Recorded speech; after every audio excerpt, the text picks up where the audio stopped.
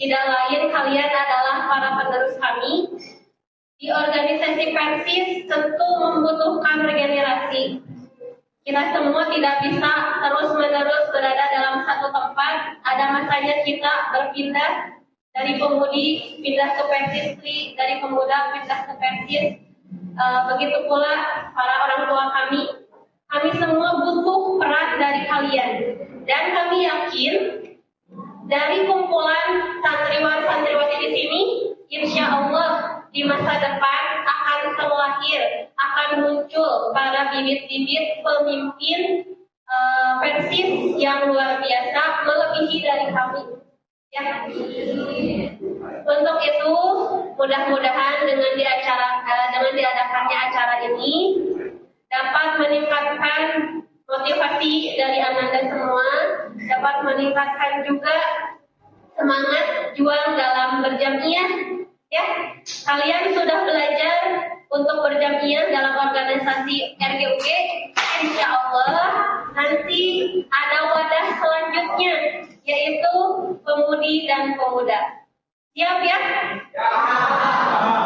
Siap, insya Allah. Saya yakin dan kami yakin kalian semua akan menjadi generasi-generasi emas di masa mendatang. Amin ya Allah. Mungkin cukup sekian yang dapat saya sampaikan. Aku qouli hadza wa astaghfirullah wa lakum. Wassalamualaikum warahmatullahi wabarakatuh. Terima kasih kepada Teh Nuril Aini SPD yang telah menyampaikan sambutannya. Selanjutnya sambutan dari Ketua Pemuda. Kepada Ustadz Bahtiar dipersilakan. Hamdan wa syukran lillah wa asyhadu an la ilaha illallah wahdahu la syarikalah wa asyhadu anna Muhammadan abduhu wa rasuluhu alladzi la nabiyya wa la rasula ba'dah amma ba'd. Pembukaan sudah dianggap cukup. Semua yang hadir seluruhnya saya hormati dan dimuliakan oleh Allah Subhanahu wa taala. Karena dari MC sampai sambutan yang terakhir menyebutkan hampir sama seperti itu. Rekan-rekan yang berbahagia dan seluruh asatidzah yang hadir pada kesempatan siang hari menuju sore hari.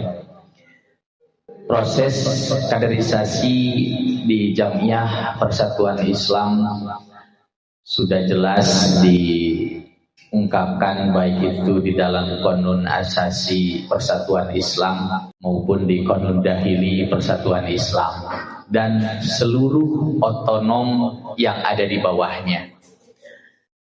Saya teringat salah satu ungkapan guru senior saya sendiri, bahwa perjuangan yang tidak melibatkan generasi muda adalah perjuangan yang mandul, dan pemuda yang tidak ikut serta dalam perjuangan adalah pemutus perjuangan itu sendiri.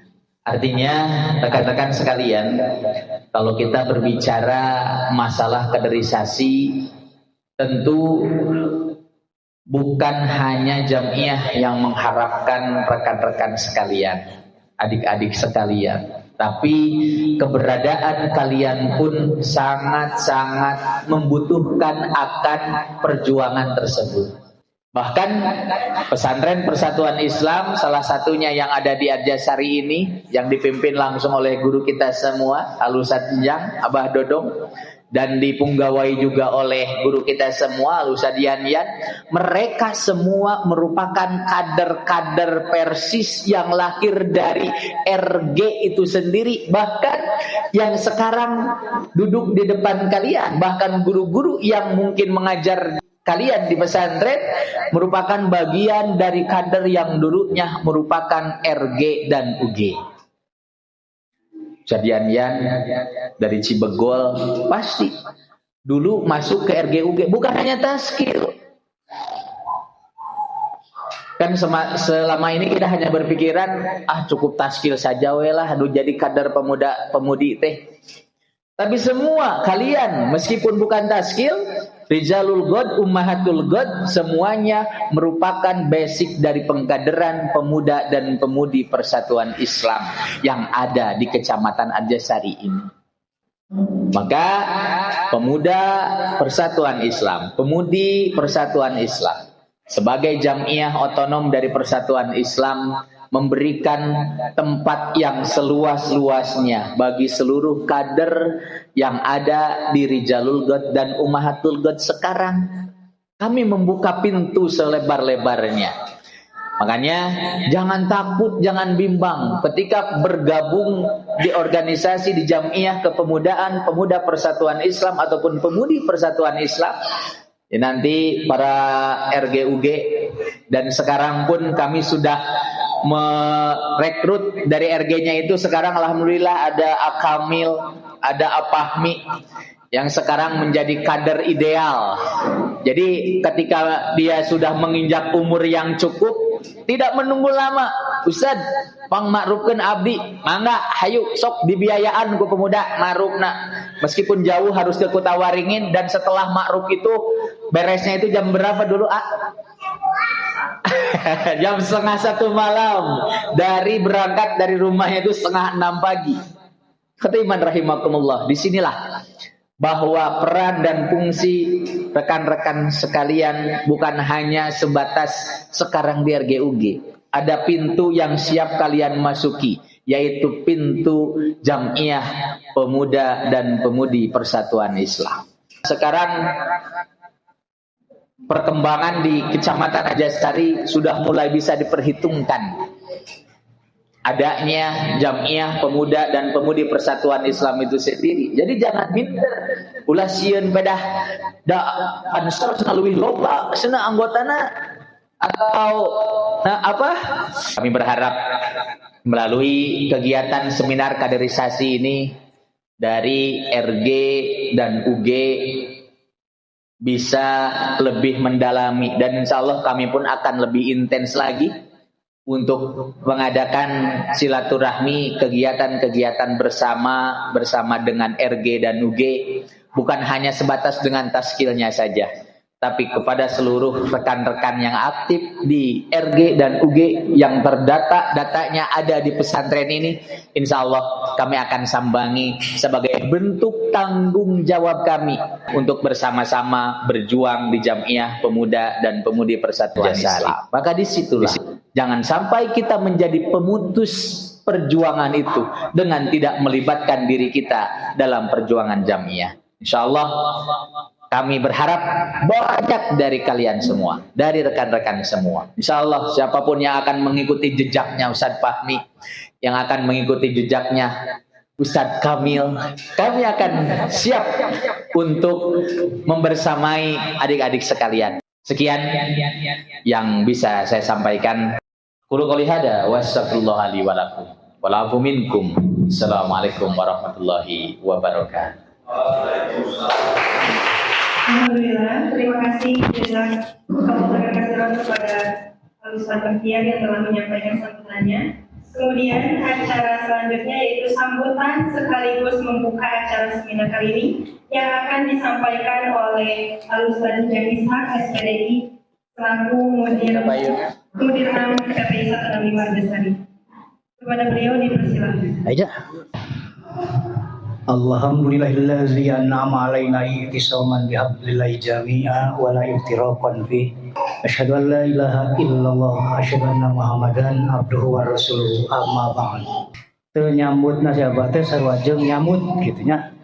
Sabenerna teu kadiri geus sambutan ya mah kitu dengan tema pentingnya berorganisasi sebagai sarana untuk menggali dan meningkatkan potensi dan produktivitas diri. Katalar mana gitu sana saudara. Anu mun kita sakali deui teu sanggup. Berarti lain dihajar. Yang akan Abah sampaikan itu sudah terwakili dan disampaikan oleh kakak kita, Ketua Pimpinan Cabang Pemuda Al-Ustadz Bakhtiar. Untuk itu, Abah tidak perlu lagi mengasih nasihat. Kalian sudah besar, sudah tidak perlu dinasihati lagi ya. Sudah mandiri. Tapi dengan tidak menasihati ini adalah sebagai nasihat. Begitu. Wah ya Abah ngambek ya, kalau dengan nasihatan berarti itu nasihat yang berharga. Begitu. Sing jadi pemudi anu mandiri. Jadi dia waldom bukan sebagai ketua pimpinan cabang, tapi sebagai mudirul am yang akan menyambut kalian, yaitu acara kaderisasi ya, seminar kaderisasi hari ini. Mudah-mudahan apa yang kalian gelar hari ini bisa tercapai dengan tema yang sudah digelar di depannya. Itu sambutan dari mudirul am.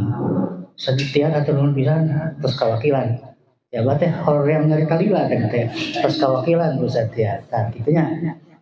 Jadi sok kayak nama siap-siap ayeuna siapkeun Bandung kuping di sebelah teh cepil urang sing rebing nya panon sing bolotot siap ulah galider ulah klieu ka kenca kakatuna dimitian tina hal-hal anu kitu heula kayak kakak kita yang kita sengaja undang yaitu Ariza nih keponakannya Abah ya lawara teh ulah anggap enteng merupakan sahanya. Beliau sudah malang melintang di dunia keynote speaking dan berbagai penghargaan.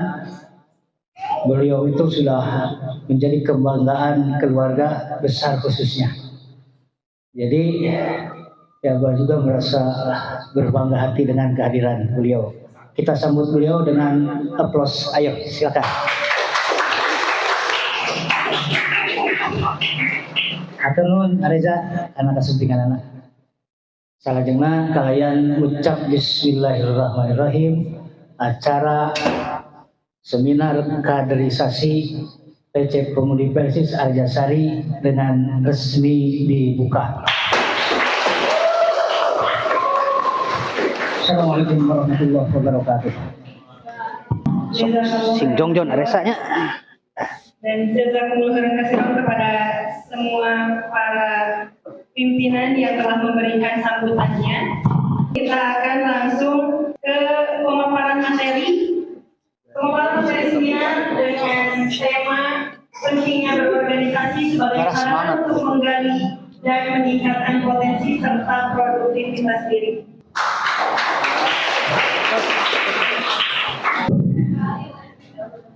Sapertos tabligh akbar sa dieu teh.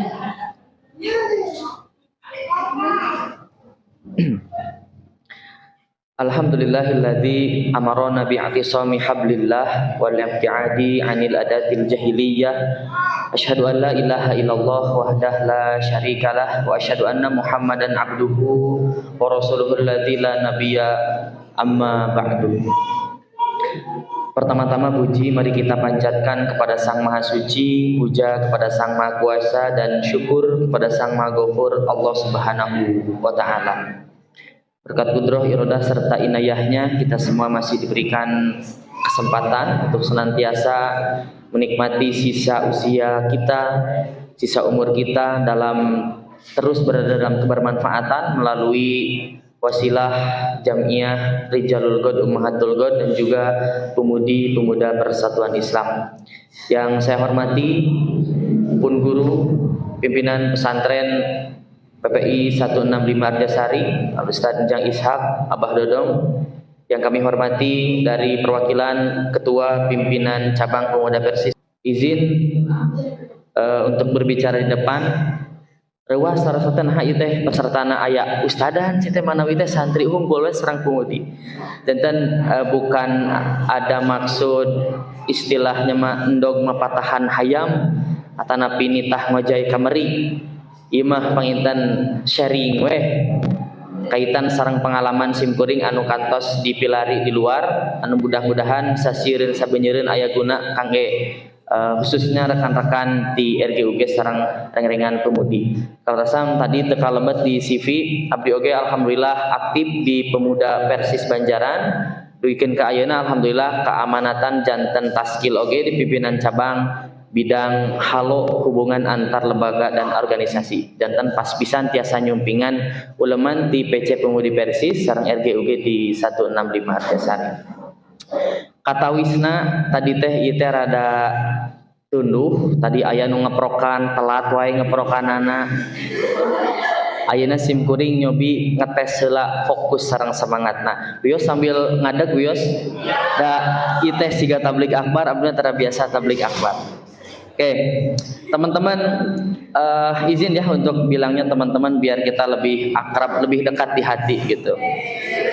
Kalau saya bilang 1, teman-teman silakan teman-teman silakan boleh tepuk pundak teman sebelah kanannya sambil bilang woi. Tapi ulah pakai nafsu. Siap? 1. Tepuk pundak ulah mastakana ulah teu sopan. Pundak. 1. Oke. Kalau saya bilang 2, teman-teman silakan bilang asik sambil diayunkan jempolnya. Asik. Ke depan, jempolnya ke depan. Boleh dua-duanya. 2. 1. 2. Bagus. Kalau saya bilang 3, teman-teman boleh colek dagu teman sebelah kanannya sambil bilang siap. Nah seserian can ge acan siap. 3. Nah hantu. Nah kompak semuanya RGUG sama. Asal ulah RG ke UG bahaya. 3. Alah nah siga nu ngangge nafsu gitu kalem biasa. 1 2 3 2 1 2 3 2 1 loading lah. Oke cukup, boleh tepuk tangan dulu untuk kita semua. Satu lagi kita tes konsentrasi. Kata kuncinya kalau saya bilang semut, teman-teman gambarkan semut itu kecil seperti ini. Semut kecil. Nah sambil bilang boleh semut kecil. Kalau saya bilang gajah berarti besar. Boleh. Ulah nunjukkan gendut. Besar, gambarkan aja besar. Semut kecil. Gajah besar. Kalau saya bilang ular, teman-teman gambarkan panjang. Ular ulat. Kalau ulat berarti pendek seperti ini. Ular semut gajah pokok. Sekarang dibalik. Kalau saya bilang ular, teman-teman gambarkannya jadi pendek. Siap?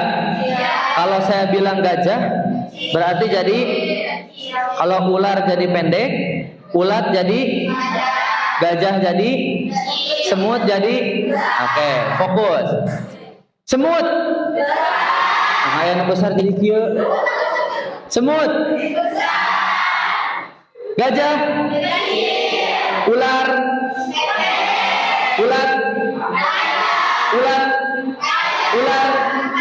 gajah.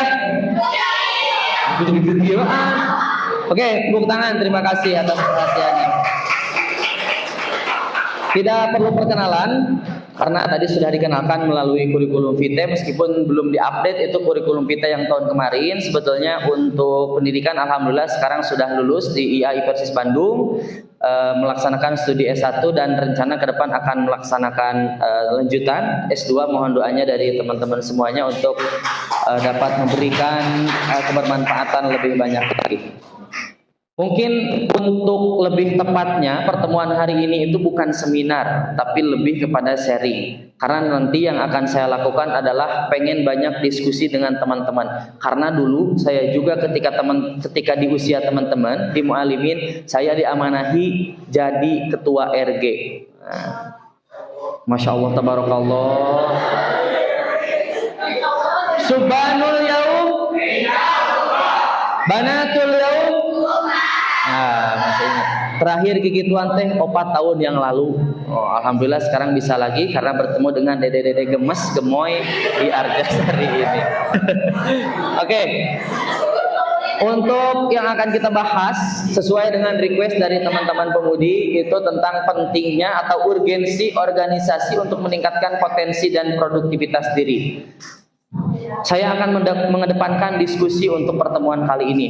Akan diawali oleh pertanyaan. Sebelum berbicara banyak tentang organisasi, teman-teman itu harus tahu dulu apa sih organisasi itu. Apalagi sebelum berkecimpung di dunia organisasi, di RGUG yang sekarang lagi digeluti, mungkin kemudian nanti bersama dengan pemuda, dengan pemudi banyak melaksanakan kegiatan, harus tahu dulu apa itu organisasi. Sekarang saya ingin bertanya kepada teman-teman, khususnya untuk teman-teman mu'alimin, apa itu organisasi? Ada yang berani ke depan nggak? Ayah hadiah teh, ayah hadiahnya. Ayah hadiah suara teh tiket umroh gratis. Serius? Tapi umrohnya di Al Jabar. Ada yang berani untuk ke depan? Ada? Boleh menurut teman-teman aja. Kira-kira apa yang teman-teman pahami, apa yang teman-teman ketahui dari apa itu organisasi? Boleh. Nanti ada hadiah dari panitia. Ada? Boleh acungkan kaki. Oh, ada.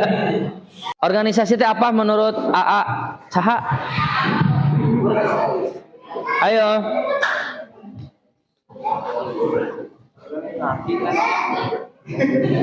Ya, ayo jawab. Sana mana itu? Sana mana? Akbar. Ayo Akbar. Langsung jawab. Nah. Nggak jadi. Tepuk tangan dulu untuk Akbar. Ya, ini malu-malu ya. Malu-malu domba. Ada. Serius. Namanya siapa?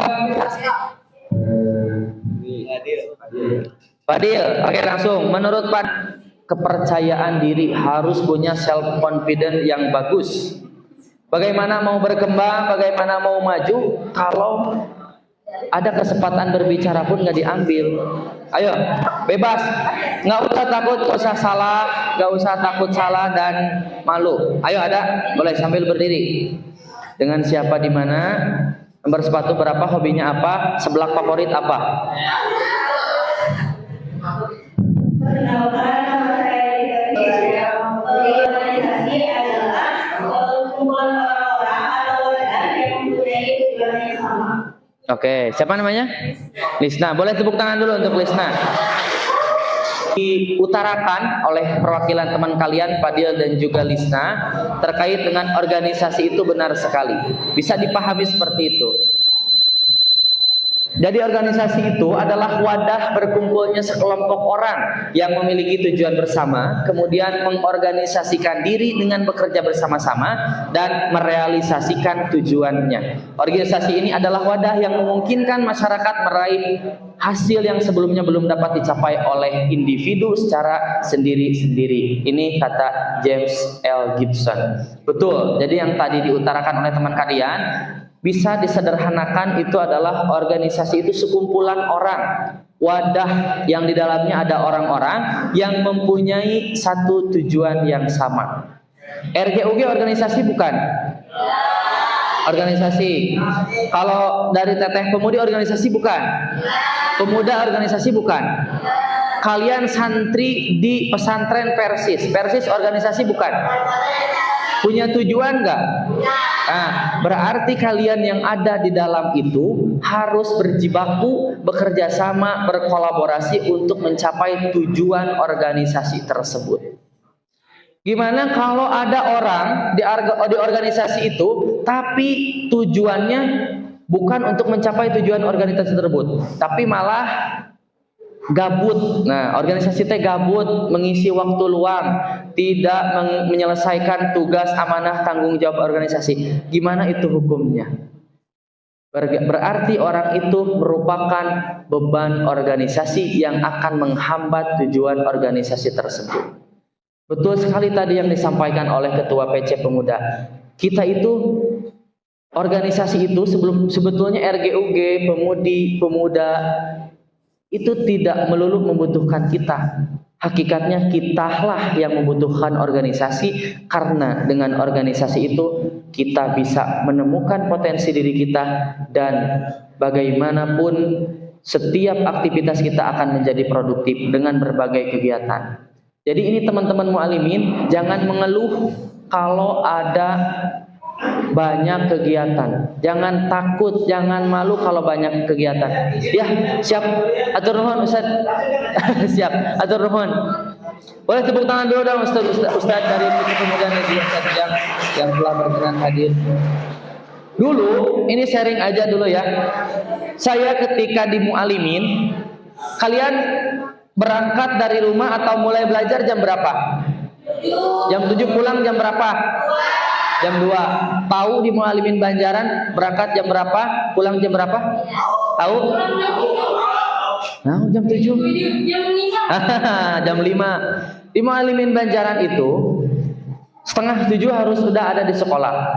Karena 7 kurang seperempat gerbang ditutup dan dianggap kesiangan, kemudian nanti dihukum. Pulangnya tidak jam 2. Jam 2 mah sanawiyahnya di Banjaran. Ini bukan maksud membandingkan, tapi ini agar menjadi giroh motivasi untuk kalian lebih produktif. Di Banjaran, jam 5 itu mu'alimin sudah selesai. Karena pelajarannya ada berapa? Kalian ada berapa di sini mu'alimin di sini? 30 berapa? Tepatnya? Sekitar 30 ya. Di Banjaran itu pelajarannya ada 45. Pulang jam 5, apakah pulang jam 5 itu langsung pulang? Enggak, mayoritas teman-teman, apalagi teman-teman taskil dulu yang saya pimpin, itu dianjurkan untuk setiap hari, hampir setiap hari, setiap minggu itu melaksanakan kumpulan untuk menggarap kegiatan-kegiatan yang sudah dirancang sebelumnya. Apakah capek? Jelas capek. Apakah rugi? Tapi ini manfaat yang lahir dari kemarin mu'alimin itu, capek-capekan di mu'alimin, manfaatnya sudah terasa sekarang.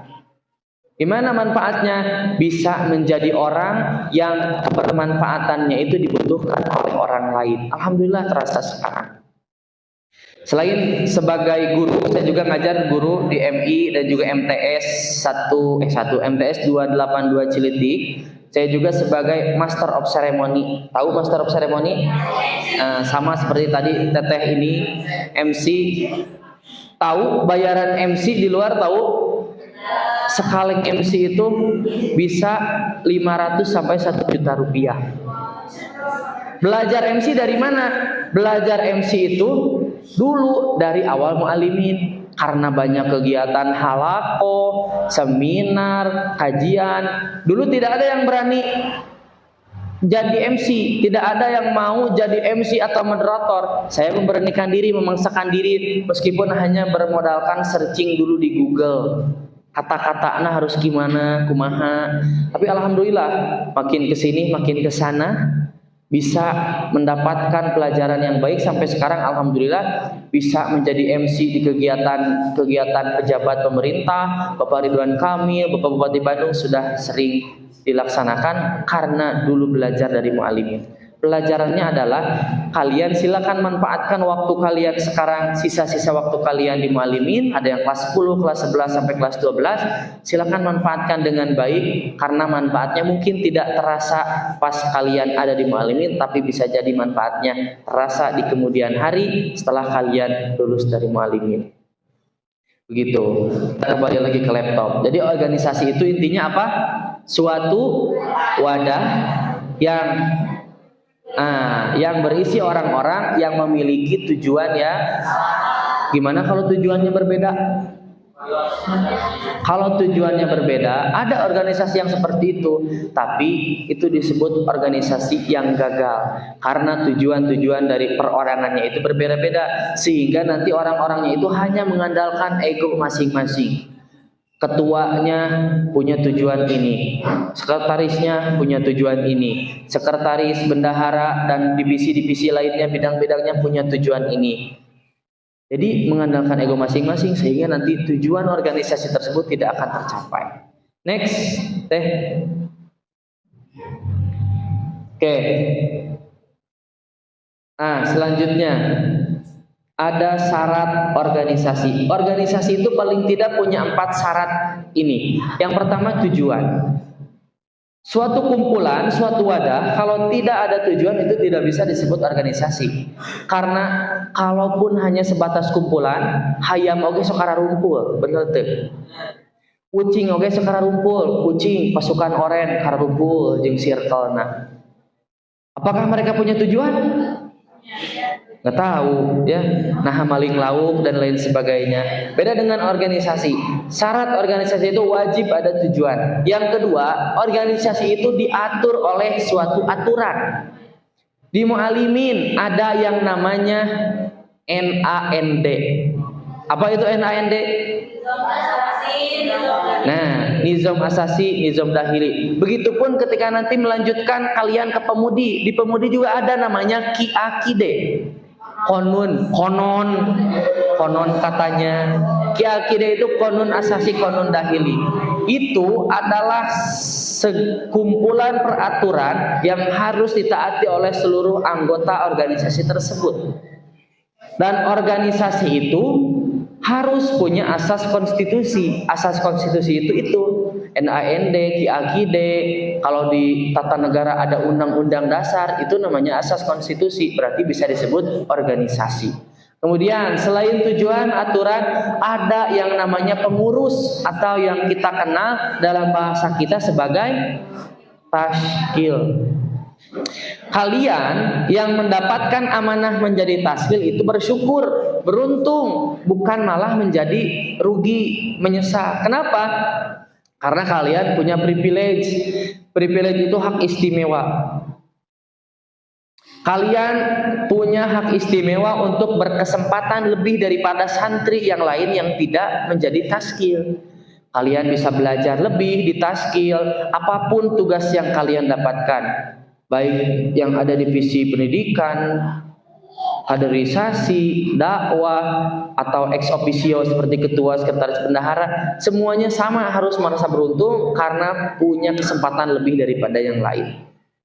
Di sana kalian dituntut untuk menyelesaikan tanggung jawab yang setiap tanggung jawab yang kalian laksanakan itu pasti ada sedikitnya pelajaran yang akan didapatkan. Kecuali kalian terpaksa menyelesaikan kewajibannya. Penting beres weh tugas teh. Aya kegiatan sareng pemudi, kegiatan ada seminar kaderisasi, kumahanya wiosnya penting beres, sehingga nanti kesananya akan asal-asalan. Tapi beda dengan sekarang kelihatan kalian sudah mengedepankan kolaborasi sehingga ini bentuk serius kalian menyelesaikan program di RGUG. Keren. Tepuk tangan dulu untuk teman-teman tashkil dan juga pemudi yang telah mengadakan kegiatan. Yang keempatnya, syarat organisasi itu adalah adanya anggota.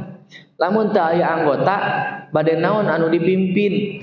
Jadi di organisasi mah aya anu mimpin, aya anu dipimpin. Begitupun dalam kehidupan bernegara kita. Ada yang memimpin kita, ada rakyat seperti kita yang dipimpin oleh para pemimpin, sehingga ini bisa disebut organisasi.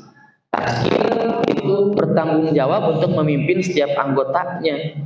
Dan anggota mempunyai kewajiban untuk taat kepada tashkil, kepada pemimpinnya. Karena tashkil itu di dalam baiat itu kan dijelaskan untuk taat, untuk senantiasa menyelesaikan kewajiban yang sudah ditentukan oleh sekolah dengan kalimat raditu billahi robba wa bil islam madina wa bi muhammadin nabiyya wa rasula. Nah, itu kan janji yang kalian utarakan bukan kepada peserta, tapi janji itu hakikatnya kepada Allah yang nanti Allah sendiri yang akan menghakimi kalian sehingga kalian tidak bisa menyelesaikan amanah dengan baik. Jadi tolong untuk adik-adik di Mu'alimin ini yang masih mempunyai tanggung jawab di tashkil, selesaikan dengan baik, dengan serius. Karena apa? Karena nanti akan dipinta pertanggungjawaban. Kullukum ra'in wa kullukum mas'ulun an ra'iyati. Setiap diri kita itu adalah pemimpin dan setiap pemimpin itu akan dipinta pertanggungjawaban. Apalagi ketua.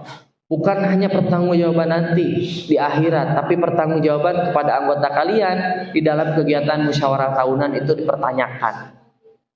Kumaha ieu memimpin teh, ketua ieu teh programna naon wae, terus ieu teh terrealisasi dengan baik atau tidak, itu nanti akan dipinta pertanggungjawaban. Jadi harus diselesaikan dengan baik. Itu, jadi ada 4 syarat organisasi. Sendiri kita hanya bisa melakukan sedikit hal, bersama kita bisa melakukan banyak hal. Maksudnya apapun yang dikerjakan bersama, tentu tujuannya itu adalah tujuan bersama yang mempunyai kemanfaatan lebih banyak daripada tujuan yang kita kerjakan dengan sendiri. Next. Kaitan dengan organisasi ini, ada beberapa bentuk organisasi yang bisa kita bagi menjadi 3 hal. Yang pertama, organisasi formal. Organisasi formal itu adalah organisasi yang diatur dan memiliki asas yang tadi, dan memiliki asas konstitusional. Kalau di RGUG ada NAND, di Pemudi ada QAKID, berarti organisasi kita bisa disebut organisasi formal.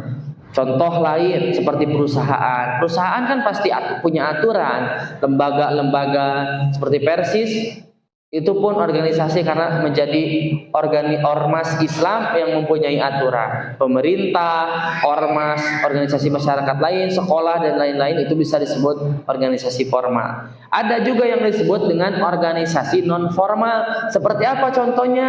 Fans club. Nah, misal di sini ada fans K-pop, ada di sini yang suka K-pop. Aslina Hari kepala laur. Aya nu resep drama Korea di dieu. Nah, si eta wae. Aya misalnya teh para pecinta artis seperti sekarang yang lagi tren Mahalini misalnya teh bikin fans club Mahalini. Kalian punya suatu kumpulan, itu juga bisa disebut organisasi, tapi organisasinya non formal. Ibu-ibu kalian misalnya ada yang suka arisan, terus punya perkumpulan ibu-ibu arisan, jamaah arisan. Nah, itu juga bisa disebut organisasi, tapi organisasinya dengan bentuk non formal.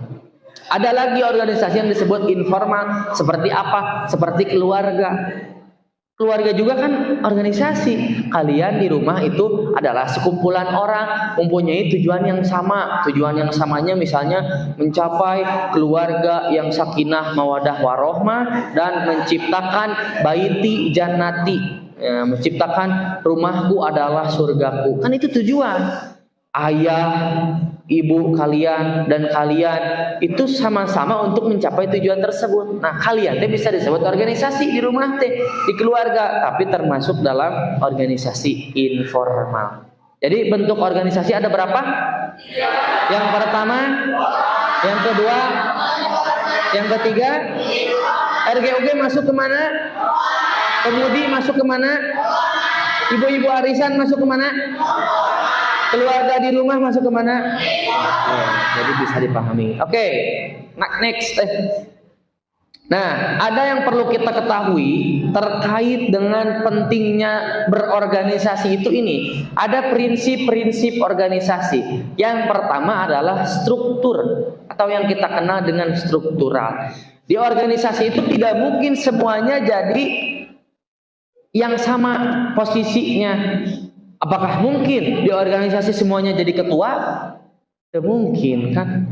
Ketua mah pasti hiji di mana-mana ge. Ketua pasti memiliki wakil, memiliki jajaran-jajaran yang di bawahnya. Itu yang dinamakan dengan struktur. Struktur ini sangat penting ada di setiap organisasi. Dan ketika kalian diamanahi menjadi pemimpin tertinggi di organisasi, di ketua, kalian harus bertanggung jawab untuk memilih orang-orang yang nanti akan membantu tugas kalian, yang akan menjadi bidang apa, divisi apa. Dulu saya pernah dapat pelajaran dari Ustadz Rosihan Fahmi, salah satu asatidz Persis. RGUG itu jangan salah menempatkan orang. Jadi harus sesuai dengan kemampuan dan potensi yang dimiliki. Di RGUG ada divisi atau bidgar dakwah ada bidgar dokumentasi. Nah, aya orang anu jago moto, anu jago multimedia tapi disimpan di dakwah misalnya teh. Ada orang yang pandai berdakwah tapi disimpan di divisi dokumentasi, kan eta salah menempatkan orang. Nah, itu ketua yang harus pandai untuk menempatkan orang, karena ketika nanti salah menempatkan orang ini akan menjadi hambatan untuk mencapai tujuan organisasi tersebut. Kemudian di organisasi itu, organisasi yang gagal itu adalah organisasi yang terlalu banyak program sehingga dengan banyaknya program itu bisa menjadi bumerang kepada organisasi tersebut. Pemudi pun sama. Kalau terlalu banyak program tapi programnya tidak efektif, tidak bisa dilaksanakan dengan baik sehingga jadi program yang sia-sia, sehingga jadi bumerang. Eta mah program dengan saukur loba tapi secara kualitas program dan kebermanfaatan itu tidak ada. Begitupun RGUG. Jangan terlalu banyak program, tapi maksimalkan setiap program, tidak usah banyak tapi kalian harus berpikir bahwa program itu benar-benar bermanfaat, programnya baik dan pas relate untuk dilaksanakan di RGUG ataupun di pemudi itu sendiri. Jadi struktur itu sangat penting. Yang memimpin struktur itu ex officio. Ex officio itu siapa? Ketua, wakil ketua, sekretaris dan bendahara itu dinamakan ex officio. Dalam bahasa legenya mah ya, dalam bahasa modernnya mah ex officio.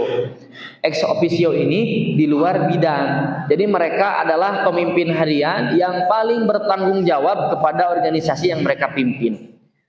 Terus namun divisi kumaha? Nah, divisi bidgar itu yang bertanggung jawab kaitan dengan bidangnya. Bidgar pendidikan berarti bertanggung jawab dalam urusan program pendidikan. Bidgar dakwah berarti bertanggung jawab dalam urusan program dakwah. Begitupun bidang-bidang yang lain. Selain struktur, yang penting selanjutnya itu adalah kesatuan komando. Kesatuan komando. Setiap yang dipimpin itu harus taat kepada yang memimpin ketika berada di jalan yang benar. Selama instruksinya, perintahnya itu baik, benar, dan untuk kemajuan bersama, silakan, itu wajib untuk ditaati. Dan kesatuan komando itu harus ada di organisasi manapun. Ayeuna sok aya organisasi anu dipimpin ku ketua tapi anggota-anggotana tara taat. Naha? Karena ketuana teu bener, karena ketuana teu amanah, ketuana tidak bertanggung jawab, baru itu boleh setiap anggota untuk tidak taat. Tapi nanti akan mengganggu eksistensi dan tujuan dari organisasi itu sendiri. Yang selanjutnya kontrol dan kendali. Nah, setiap organisasi itu harus punya kontrol, harus punya pemantauan apakah sejauh ini organisasi tersebut sudah efektif atau belum, orang-orangnya sudah sesuai belum dengan apa yang sudah ditugaskan sebelumnya. Itu namanya kontrol. Controlling itu penting di setiap kegiatan, di setiap momen, setiap organisasi yang ada punya tujuan yang sama. Selanjutnya koordinasi dan kolaborasi. Nah, ini termasuk hal yang paling penting dalam organisasi, yaitu koordinasi dan komunikasi. Komunikasi ini sangat penting untuk mencapai tujuan bersama dan akan mempermudah tujuan bersama. Komunikasi yang baik itu sangat membantu program-program yang dilaksanakan. Makanya kalian harus punya perhatian yang penting terkait dengan komunikasi ini. Jangan menyepelekan komunikasi dan mengedepankan kolaborasi tentunya. Dan untuk berkolaborasi itu tentunya kalian harus memiliki komunikasi yang baik. Misal RGUG ini punya kebutuhan ke pemudi, mau minta pemateri ke pemudi untuk mengisi halakoh, kan perlu komunikasi yang baik dengan bahasa yang baik. Bismillah, izin, kita punya program ini dan kebetulan membutuhkan pemateri dan kita punya maksud untuk mendatangkan ini menjadi pemateri halakoh keputrian misalkan. Dengan komunikasi yang baik tentunya akan terlahir kolaborasi satu sama lain sehingga bisa mencapai tujuan dengan mudah. Penting sekali yang namanya kolaborasi dan juga komunikasi.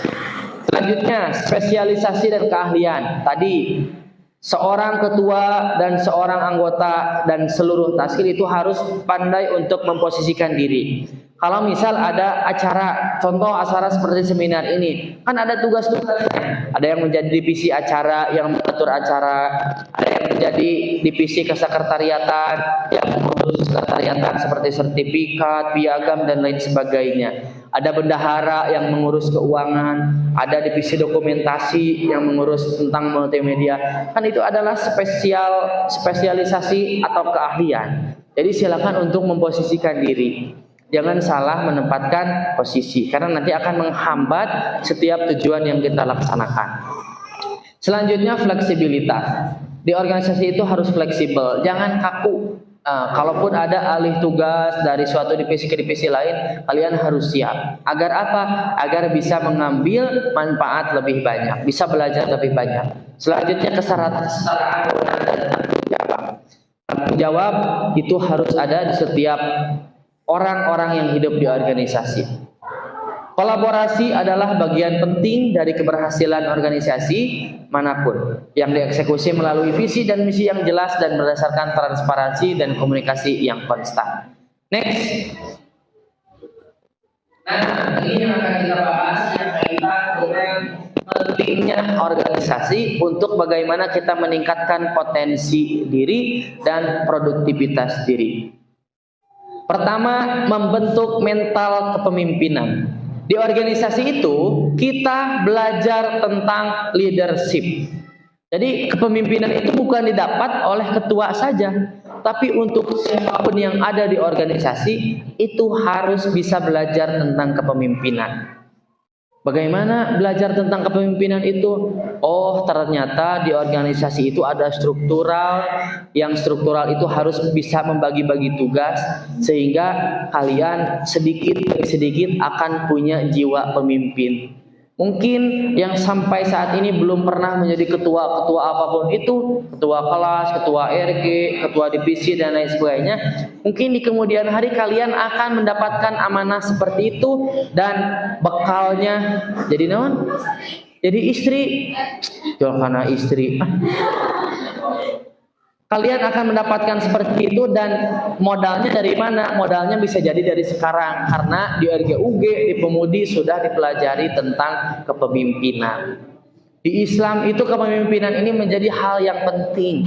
Seperti halnya tadi dijelaskan oleh Ustadz dari Ketua Pimpinan Cabang Pemuda Persis, Islam itu lahir karena ada yang dipimpin. Pemimpin itu lahir karena ada yang dipimpin dan yang dipimpin itu harus punya ketaatan kepada seorang pemimpin. Nah, urusan kepemimpinan ini adalah urusan yang penting dan harus menjadi perhatian penting untuk kita sebagai warga organisasi. Selanjutnya, di dalam organisasi ini meningkatkan produktivitas. Orang yang tidak berorganisasi dan orang yang berorganisasi itu beda. Minimal beda dalam segi produktivitas waktunya. Karena di organisasi ada tuntutan untuk melaksanakan kegiatan. Tak bersyukur di organisasi mah ulah kesal, ulah bosan, nah ini aya kegiatan wae. Di Pemudi nah aya halaqah wae, nah aya rapat wae. Justru eta poin plus anu aya dalam organisasi.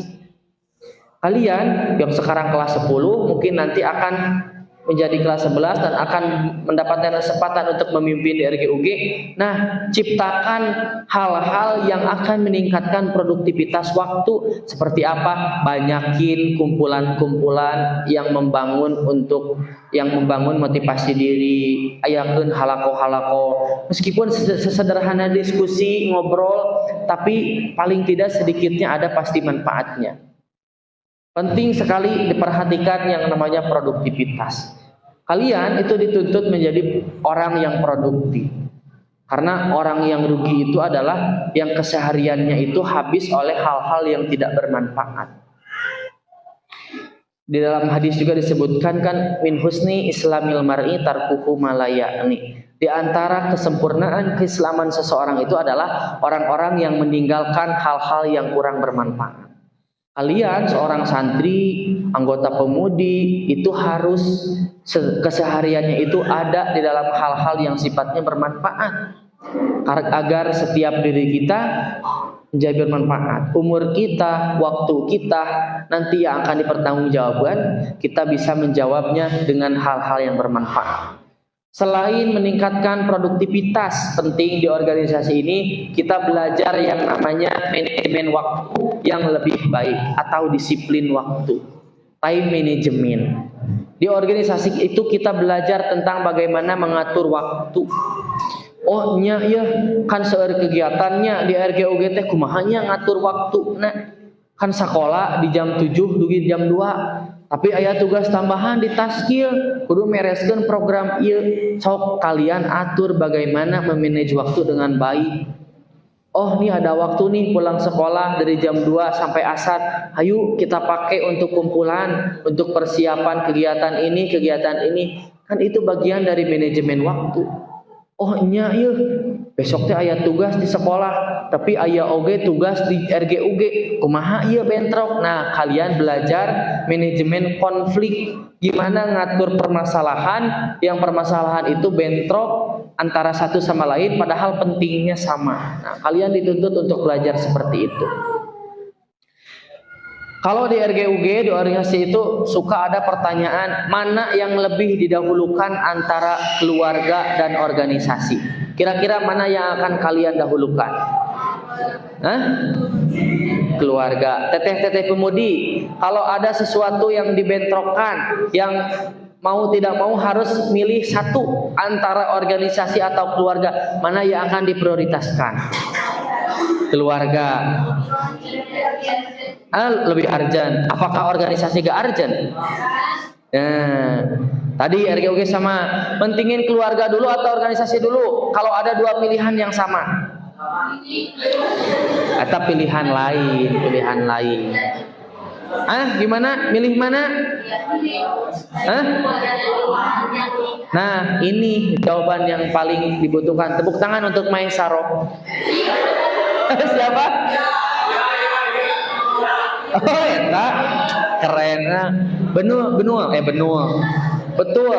Lihat dulu urgensinya seperti apa. Kalau misal di keluarga ada urusan yang sifatnya bisa dinantikan, di organisasi itu tidak bisa diwakili oleh yang lain, ambil yang organisasi dulu.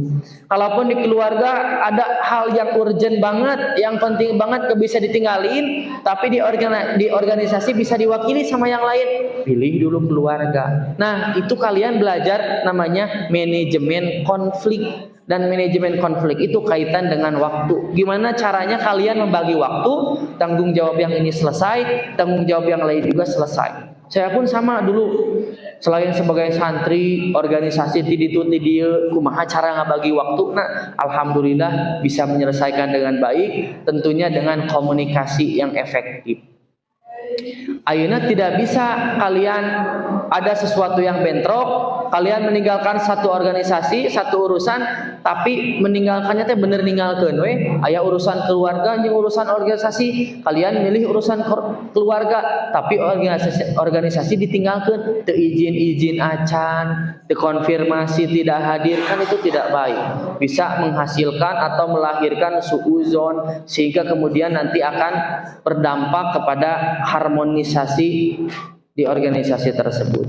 Komunikasi harus diperhatikan agar kita bisa mengatur manajemen waktu dan manajemen konflik dengan baik.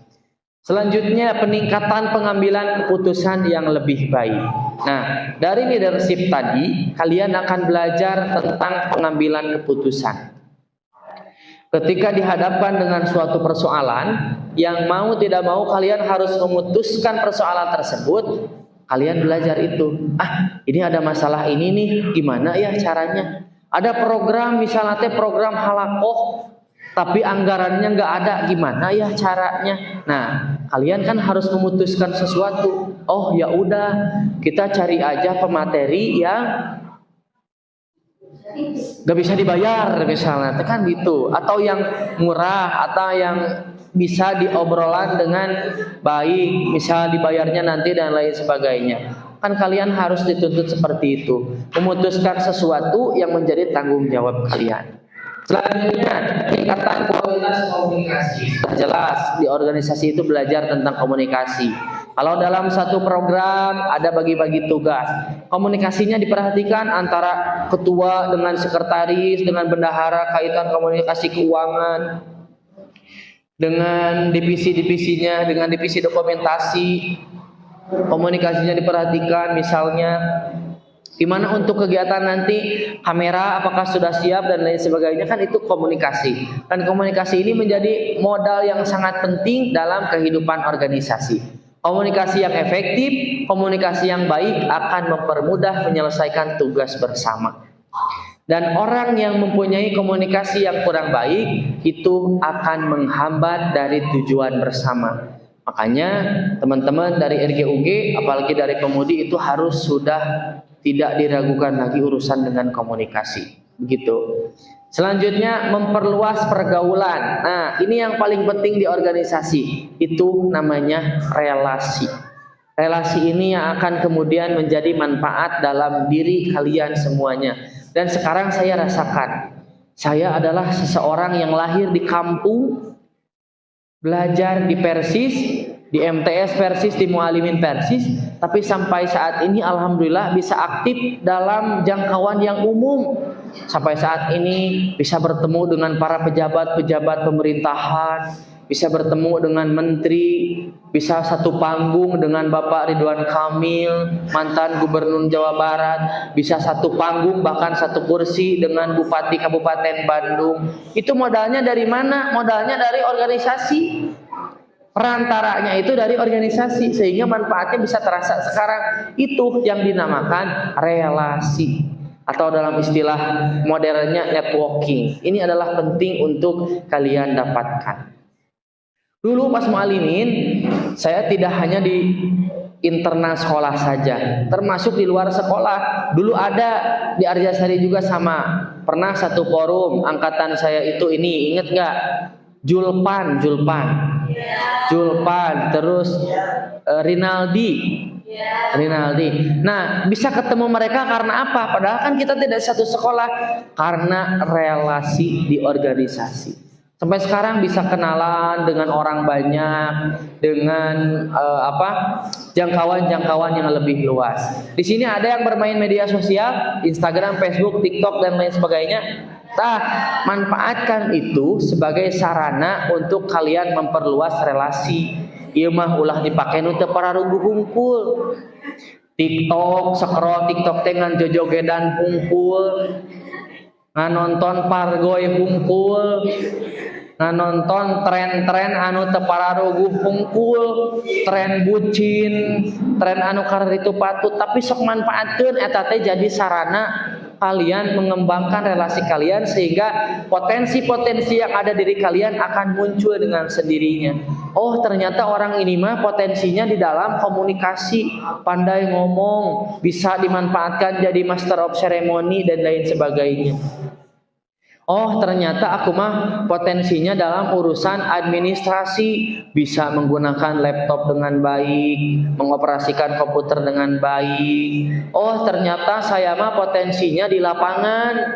Di lapangannya sangat satset, bisa dimanfaatkan menjadi akomodasi dan lain sebagainya. Tentu satu sama lain bisa bekerja sama sehingga tujuan bersama bisa dicapai dengan baik. Itu pentingnya relasi.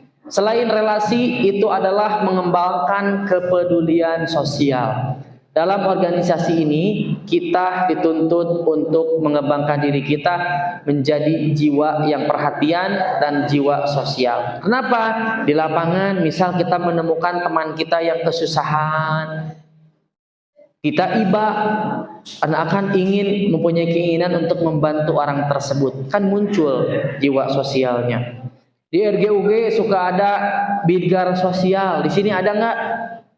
Nah, bidgar sosial kalau di saya dulu ada bertugasnya itu menjadi penanggung jawab dalam urusan-urusan sosial. Misal terjadi bencana di suatu wilayah, di wilayah sekolah kita, terus kita mempunyai keinginan setidaknya untuk memberikan donasi, meringankan beban kepada korban, diatur oleh divisi sosial.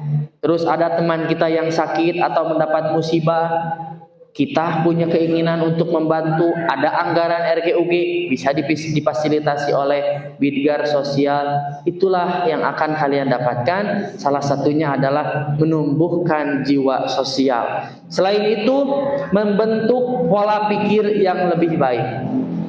Di organisasi, kalian dituntut untuk selalu kreatif, inovatif terhadap sesuatu yang dikerjakan. Nah, sekarang sudah zamannya modern. Sekarang ini kalau di era digital itu, era digitalisasi 5.0, 5.0. Yang mana era sekarang itu serbanya sudah serba digital, serba medsos. Di dalam media sosial, di dalam digital sekarang ada yang namanya AI. Tahu? AI ini sangat membantu pekerjaan kita. Bukan Teh Ai mah istrinya Ustadz Njang. AI, Artificial Intelligence. Ini saking bertumbuhnya era digital, saking bisa memudahkan. Tapi kalaupun kita tidak bisa memanfaatkan itu dengan baik, kita akan rugi. Sekarang kan mudah, ke AI itu bisa dibuatkan makalah. Ulah disebutkan kayak bisa dipakainya. AI itu AI itu kita meminta instruksi kepada AI, tolong buatkan makalah tentang ilmu mawaris misalnya. Nanti bisa langsung muncul beres, mulai dari latar belakang masalah, pendahuluan, isi materi dan lain sebagainya. Itu saking berkembangnya zaman sekarang. Dan sekarang kalian harus peka terhadap itu, karena mau tidak mau zaman terus berkembang dan kalian harus bisa memanfaatkan itu. Bapak Ridwan Kamil pernah berkata seperti ini. Tahu Ridwan Kamil? Siapa? Siapa Ridwan Kamil? Ridwan Kamil. Ridwan Kamil siapa? Mantan Gubernur Jawa Barat yang kemarin nyalon di Jakarta tapi elehnya. Harunya teuing. Ridwan Kamil dalam pidatonya pernah mengatakan seperti ini. Indonesia di tahun 2045 akan mengalami bonus demografi. Bonus demografi. Bonus demografi itu manusia sangat banyak meledak sehingga akan dunia itu akan sempit, tapi lapangan pekerjaan sedikit. Kata Ridwan Kamil, di tahun 2045 itu setiap manusia itu harus menjadi mesin negara, bukan malah jadi beban negara. Gimana maksudnya jadi mesin negara? Harus punya andil terhadap negara, bukan malah menjadi beban negara yang punya keterbatasan ini, keterbatasan itu, tidak memperhatikan kemampuan ini, kemampuan itu. Dan orang-orang yang hidup di tahun 2045 itu adalah pemuda-pemudi yang hidup di zaman sekarang. Sehingga akan ketahuan nanti 2045, lihat aja anak-anaknya sekarang kayak gimana. Nanti bonus demografi akan kayak gimana, lihat aja orang-orang sekarang kayak gimana. Kehidupannya apakah lebih banyak kepada hal-hal yang bermanfaat atau tidak.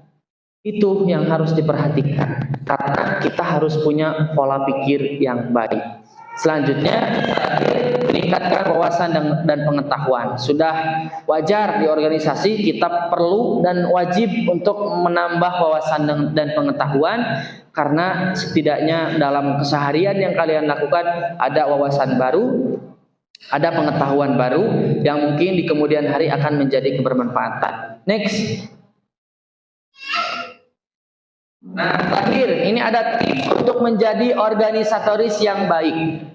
Gimana caranya kita hidup di organisasi manapun itu, terus kita menjadi organisatoris yang baik, memanfaatkan sesuatunya itu dengan baik. Pertama, manajemen waktu.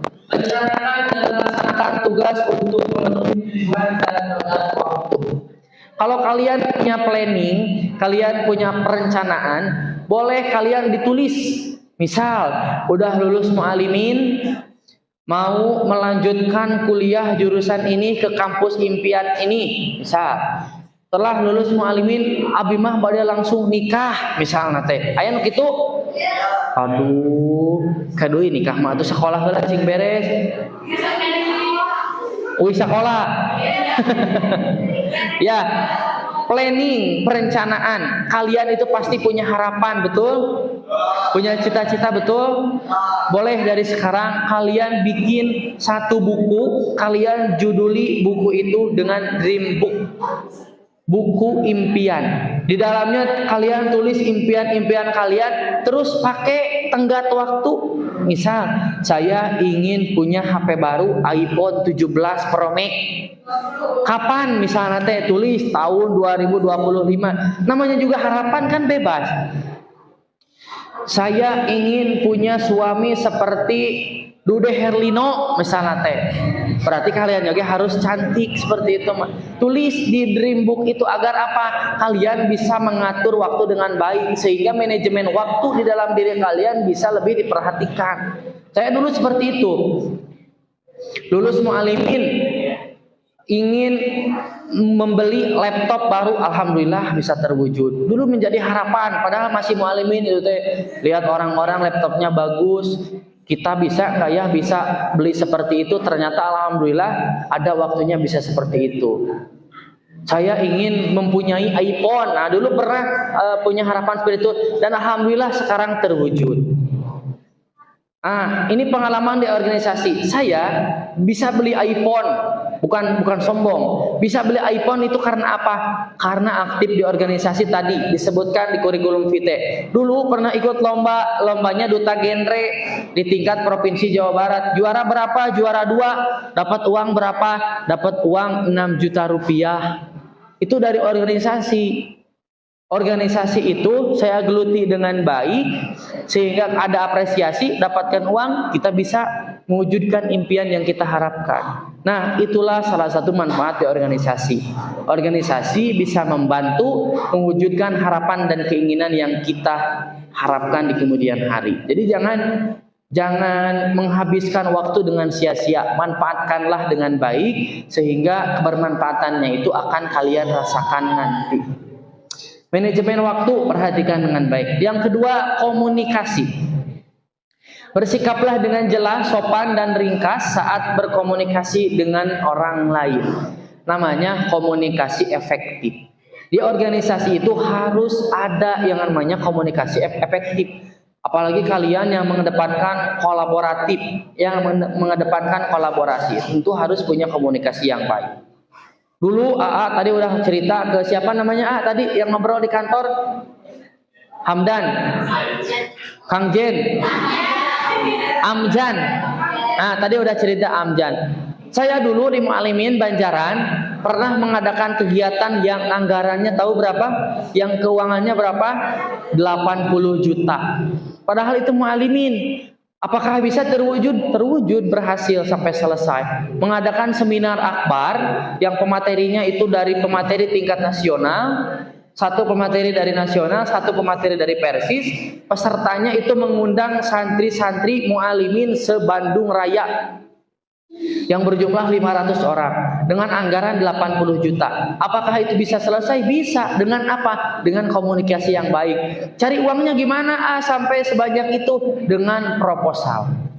Proposalan ke perusahaan-perusahaan, ke toko-toko, ke agnia-agnia yang ada di Persis, sehingga alhamdulillah bisa terwujud puluhan juta bisa kita laksanakan. Padahal kita itu baru sampai kelas 11 dan kelas 12 RGUG. Karena apa? Karena kita belajar komunikasi yang baik. Ketika hadir ke agnia itu adalah orang yang oleh Allah diberikan harta lebih. Orang kaya lah, bisa disederhanakan seperti itu.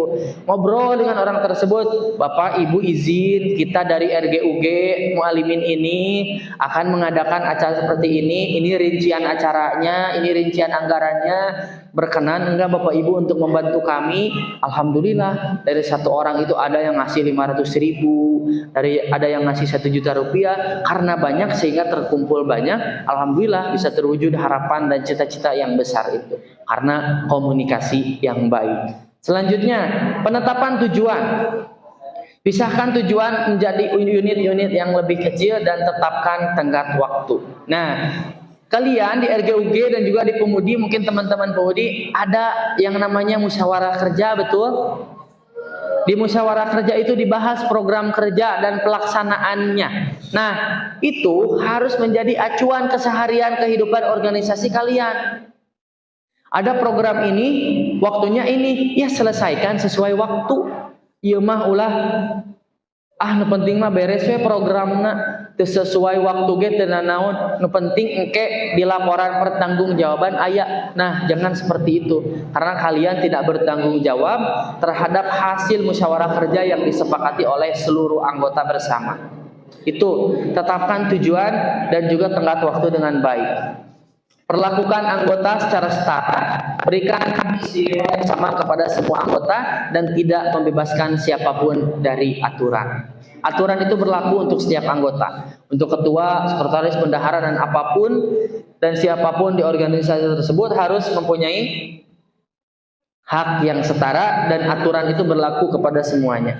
Memahami orang lain, sadari, pahami dan hargai perasaan orang lain.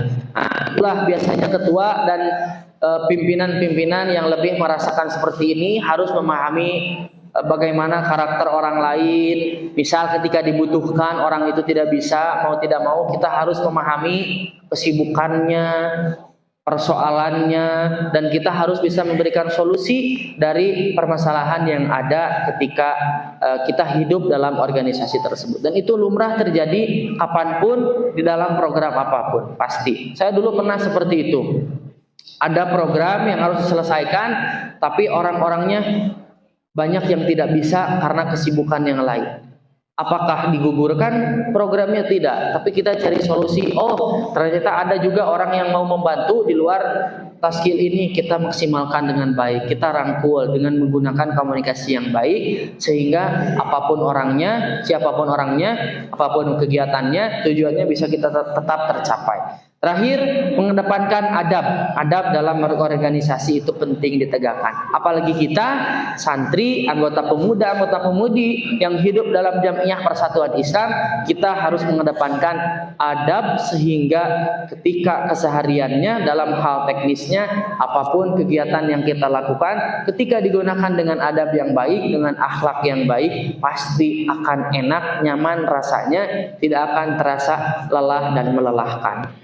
Next. Oke, ini terakhir. Berikan kontribusi terbaikmu dalam berorganisasi dan rasakan manfaatnya. Terakhir banget. Kesepian tanpa kekasih, cukup sekian dan terima kasih. Assalamualaikum warahmatullahi wabarakatuh. Saya kembalikan ke teteh moderator. Silakan bila mana ada yang perlu didiskusikan, kami persilakan. Oh, ada. Alhamdulillah, jazakallahu khairan katsiran kepada pemateri Al-Ustadz Reza atas ilmu yang telah disampaikannya. Mudah-mudahan dari materi yang disampaikan menambah wawasan kita tentang organisasi dan meningkatkan semangat kita untuk ikut organisasi, untuk masuk organisasi. Untuk acara selanjutnya kita tanya jawab ya. Bah, ya. Ada tanya jawab tiga orang, tiga penanya baik dari RG ataupun UG. Silakan. Barangkali ada yang penasaran. Lamun teu aya nu naros ke abi nu narosnya siap-siap. Ulah ditarosan mah alit keneh. Bismillahirrahmanirrahim. Perkenalkan, nama saya Fahmi Hakim. Dari Siapa? Fahmi Hakim. Fahmi Hakim. Dari kelas 12. Siap. Mungkin pertanyaan saya, bagaimana agar kita lebih enjoy gitunya untuk berrelasi dan berorganisasi, karena yang saya alami gitu ketika berrelasi dan berorganisasi, banyak sekali macam-macam orang yang dijumpai gitunya. Terlebih lagi ada orang yang sikapnya itu membuat kita tidak nyaman misalkan. Terus terkadang lebih nyaman untuk membatasi gitunya bersosialisasi. Nah, bagaimana kita menjaga relasi dan organisasi tapi tetap nyaman gitu dan enjoy. Oke, tepuk tangan dulu untuk Fahmi Hakim. Siapa? Fahmi Hakim. Siapanya Irfan Hakim? Keren. Pertanyaannya luar biasa. Kelas 15 ya? Dulu di RQUG enggak? Taskil juga. Jadi apa? Oh, pantesan. Keren. Ketua RG. Kita sharing aja ya. Keren sekali tadi pertanyaannya terkait dengan bagaimana cara kita menjaga relasi dan berorganisasi ketika kita dihadapkan dengan banyak orang dengan berbagai karakter. Kadang kita ingin untuk membatasi diri. Betul, itu manusiawi. Saya juga sendiri dulu seperti itu. Ingin punya banyak teman, ingin punya banyak kenalan, tapi kan tidak semua orang enak untuk diajak jadi teman, betul nggak? Suka ada aja teman yang toksik. Nah, tahu toksik? Toksik itu ribet, rudet. Nah, pasti ada yang seperti itu. Biasanya cewek nih seperti ini nih. Biasanya sering dirasakan kalem. Kata HP orang. Biasanya sering dirasakan oleh kaum introvert. Nah, ada di sini kaum introvert. Oh, palingan cara dicing wae. Kaum introvert itu biasanya dia lebih nyaman sendiri daripada nyaman dengan orang lain, dengan banyak orang. Bener gak? Dia suka nyaman, lebih enak sendiri daripada kumpul dengan halayak ramai. Eta geus dialung-alung deui HP. Gitu.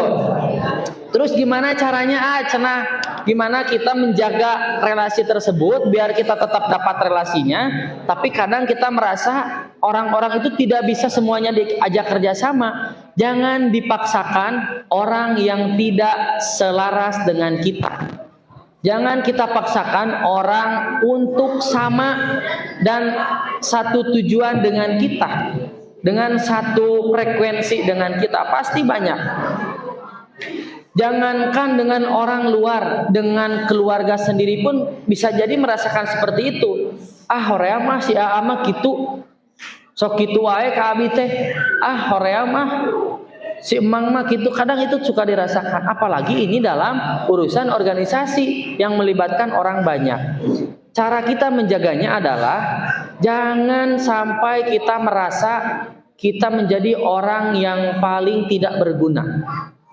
Prinsip saya dalam organisasi dari dulu sampai sekarang, dimanapun organisasi yang kita geluti, harus jadi orang yang paling berguna, harus jadi orang yang paling dibutuhkan. Makanya alhamdulillah dari semua organisasi yang diikuti itu semuanya paling jadi ketua, wakil ketua, terus dalam kepanitiaan juga jadi divisi acara. Jadi sesuatu yang penting jarang dijadikan menjadi divisi logistik yang tugasnya angkut-angkut kursi, dokumentasi yang moto-moto kelilingan. Jangan seperti itu. Prinsip itu harus kalian terapkan dalam diri kalian. Agar apa? Agar kalian bisa membatasi diri dengan relasi yang relasinya itu akan mendukung kalian. Ieu mah ulah epes meer, karek ge aktif di luar sakedap. Horeang mah eta mah lingkunganna toksik gitu. Udah we kalian we menarik diri, membatasi diri. Udah aku mah aktifnya di sekolah sendiri aja, gak usah aktif di luar. Nah, jangan sampai seperti itu. Kunci pertamanya jangan bauan. Hidup di organisasi itu jangan bauan. Bauan teh isinan alim sadayana teh kadang mengutamakan orang lain dulu. Kalau ada kesempatan, selama kesempatan itu bisa dilaksanakan oleh orang lain, sok we kudu lain. Jangan seperti itu. Apalagi ketua. Nah, ketua ini pasti pernah mengalami seperti itu. Kenapa? Karena mungkin sering kegiatan dengan sekolah lain, dengan komunitas-komunitas lain yang sifatnya lebih berwarna, lebih beragam, lebih heterogen. Nah, ada yang bisa support kita, ada yang di belakang suka ngomongin kita, pasti seperti itu. Batasi diri kita dengan orang-orang yang toksiknya saja. Tidak mungkin semuanya tidak mendukung, pasti ada aja orang yang bisa kita ajak, bisa sefrekuensi dengan kita. Jangan bauan, ya intinya jangan epes meer. Terus kembangkan sayap-sayap kebermanfaatan kalian seluas mungkin. Ada istilah 1000 teman itu terlalu sedikit, 1 musuh itu terlalu banyak. Dan itu benar sekali. 1 musuh itu terlalu banyak. Kenapa? Karena musuh itu mengganggu. Orang yang kita benci itu mengganggu. Kita tidak mau bertemu dengan dia. Jangan pun bertemu, berpapasan pun tidak mau. 1000 teman itu terlalu sedikit. Karena dengan lebih banyak teman kita akan lebih banyak manfaat. Alhamdulillah sampai sekarang karena melalui organisasi tersebut, organisasi tadi yang disebutkan, genre itu generasi berencana, kalau di provinsi itu dibawahi oleh BKKBN, Badan Kependudukan dan Keluarga Berencana Nasional. Kan provinsi itu ada 27 kabupaten kota yang ada di Jawa Barat. Manfaatnya apa? Sekarang banyak teman yang ada di wilayah-wilayah. Pangandaran contohnya. Pangandaran masuk ke Jawa Barat enggak? Masuk. Karena manfaat organisasi, saya punya kenalan di Pangandaran sehingga pas piknik ke Pangandaran bisa gratis. Ayo, Bade. Ulah atuh. Serius itu kenapa? Karena manfaat dari relasi. Namanya Jidan. Teman saya dulu di Pangandaran tahun 2022. Terus ada rombongan, ada piknik nih dari PJ Persis Ciletik. Nah, dulu pernah piknik PJ Persis Ciletik. Nah, pasti Pangandaran ingin main ke berbagai tempat destinasi. Kan bayar lagi ya. Kayak ke Green Canyon, ke Batu Hiu dan lain-lain, kan bayar lagi. Karena dengan dia orang Pangandaran asli jadi gratis. Itu manfaat dari organisasi dan juga relasi. Jadi jangan bauan ya, Ikhwan Fahmi Hakim, jangan bauan. Sok ulah EPSMR, jangan pernah malu, terus semangat, terus lebarkan sayap, rangkul. Kalau bisa orang-orang yang tidak sefrekuensi dengan Fahmi, rangkul. Kira-kira kenapa tidak bisa diajak bekerja sama? Kenapa? Rangkul terus, jangan pernah merasa orang yang tidak dibutuhkan. Itu mungkin mudah-mudahan bisa membantu. Gimana, cukup? Atau ada yang ingin diutarakan kembali? Silakan. Cukup, baik. Silakan dilanjut. Untuk selanjutnya ada yang mau bertanya lagi? Boleh, silakan. Dari UG nggak ada? Nggak ada belum. Nanti yang ketiga dari UG ya, wajib dari UG. Ya. Tes. Bismillahirrahmanirrahim. Perkenalan doa. Boleh. Perkenalkan, nama saya Arif Silmi. Langsung saja ya. Gini Ustaz, apa tindakan yang bisa kita berikan ketika kita berada di tengah-tengah atau di dalam organisasi yang memang orang-orangnya itu seperti memiliki dua muka gitu Ustaz.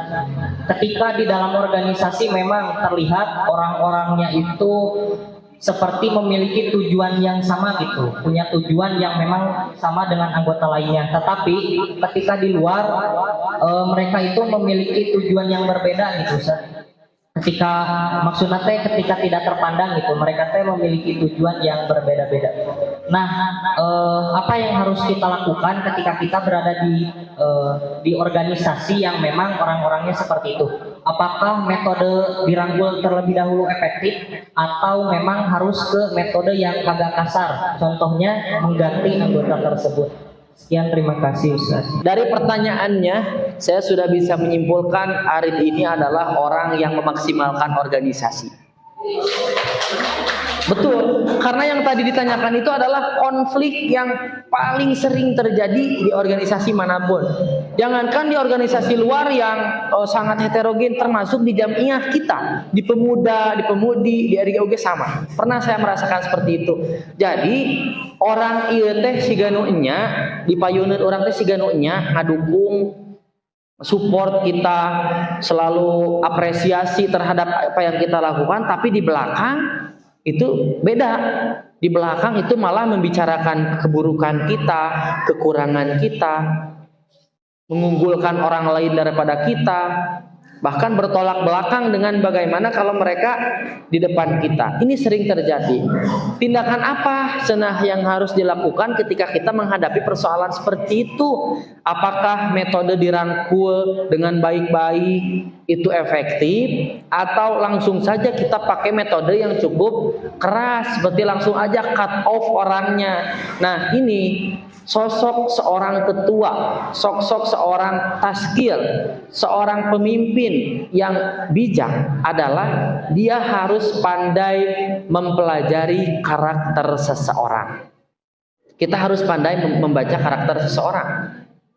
Ulah karena sigana si eta mah bermuka dua teh tersepen ka urang. Nah, sigana karena eta atau karena hal lain, pasti banyak hal-hal yang menjadi variabel orang tersebut bisa seperti itu. Kita pelajari dulu kenapa orang tersebut bisa seperti itu. Apakah karena kekurangan kita?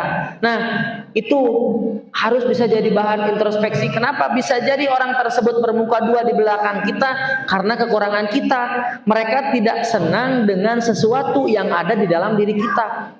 Misalnya pas kita memimpin, orang bermuka dua tersebut kepada kita seperti itu karena kita mah orangnya tidak perhatian. Dengan nuhun-nuhunkeun acan cenah lamun rapat, lamun ngabantuan aya program-program naon teh, kan eta masalah kita bukan salah orang tersebut. Bisa jadi karena kekurangan kita, banyak orang-orang yang bisa bermuka dua seperti itu. Nah, tindakan kita seperti apa? Setelah kita memahami karakternya, betul kita pakai metode kooperatif terlebih dahulu. Metode kooperatif itu adalah metode rangkulan. Dekati dulu orangnya, obrolin dengan baik. Kira-kira ada yang perlu dibicarakan atau tidak? Ada sesuatu unek-unek yang mengganjal atau tidak? Jangan sekali-kali pakai kepala panas, jangan sekali-kali pakai emosi. Meskipun kadang dalam kegiatan suka ada kepala panas, emosi, capek ketika capek dan lain-lain. Tapi coba saya kalau di organisasi menemukan hal seperti itu, coba ajak ngobrol berdua. Orang yang bersangkutan ajak ngobrol berdua. Turutan heula ka hayangna. Berikan dulu yang terbaik, hayu ngobrol. Orang ameng hayu kadil. Ngopi-ngopi, ngobrol-ngobrol santai. Pancing-pancing. Kira-kira ada enggak hal-hal yang mengganja dari orang tersebut? Nah, ketika kemudian kita berhasil memancing orang tersebut dan orang tersebut mengeluarkan unek-uneknya, kenapa dia bisa seperti itu? Baru kita tahu, oh ternyata kekurangannya teh ada di dalam diri kita. Kita meminta maaf, kooperatif dong, kita profesional. Oh muhun atuh hapunten da abdi teh terang sugante orang tersebut kitu teh lain karena sifat kekurangan abdi, sok mungkin hapunten baik-baik. Hapuntennya mudah-mudahan kapayun nama ku abdi tiasa diperbaiki, urang maju deui sasarangan, urang bereskeun deui tanggung jawab ieu sasarangan. Kan enak. Itu dengan rasa kooperatif, kekeluargaan. Ulah imah ujug-ujug langsung bersurat, saya taman tuh bisa diajak kerja sama jelemana, langsung keluarkan ganti ku taskil lain. Justru itu bisa jadi masalah baru. Kenapa? Mereka orang tersebut akan sakit hati dengan kebijakan kita. Bisa diobrolin di luar lagi, menjelek-jelekan kita, bahkan bisa keluar dari sekolah efeknya dan lain sebagainya. Jadi betul, sebetulnya jawabannya sudah dijawab oleh sendiri tadi. Metodenya pertama pakai metode kooperatif terlebih dahulu, pelajari dulu kira-kira apa yang mengganjal. Nah, terakhir kalaupun orangnya emang tidak bisa diajak kerjasama, diajak ngobrol gak bisa, diajak komunikasi gak bisa, meskipun orangnya seolah-olah mendukung kita, ya udah, cara yang paling baik karena orang ini yang akan menjadi penghambat di organisasi, keluarkan, ganti dengan pengganti yang lebih baik yang bisa bertanggung jawab kepada tugasnya. Itu mungkin sedikit, mudah-mudahan bisa menjawab. Gimana, cukup? Cukup? Siap, terima kasih. Terakhir ingin dari UG, sebelum terakhir banget harus ada perwakilan dari UG, mangga. Itu tadi ada beberapa orang, sok siapa yang paling cepat?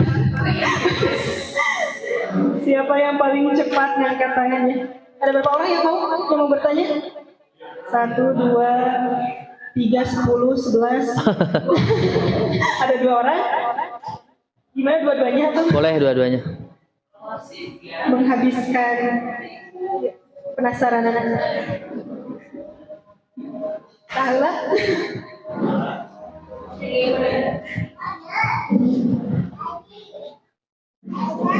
Tah gitu ngadeg ngarasa tinggal.